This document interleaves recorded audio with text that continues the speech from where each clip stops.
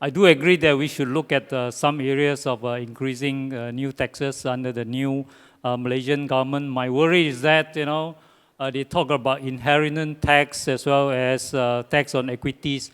I think those taxes, even though, could help to raise some money for the government, but it's actually quite negative for the long-term prospect of the Malaysian government, and therefore it has to be well thought before it should be implemented. Well, the government is talking about raising new taxes, cutting some of the expenditure, but I think they haven't really touched on the more sensitive part where especially the emoluments of the civil servants part, whether they can think of how to actually reduce it.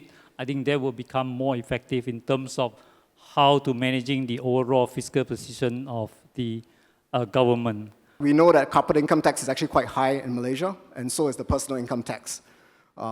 Raising the sales and service tax is probably not a good idea, given that we just got rid of GST.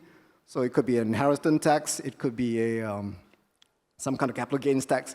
But perhaps we should consider a property stamp duty tax on foreigners, right? I think that's something that's come to be acceptable. It's done in Singapore, 20% stamp duty, it's done in Australia, it's done in the UK, and I would probably propose replacing the kind of quantity measure that we have now, which is, foreigners can buy property above $1 million, but just give us straight tax.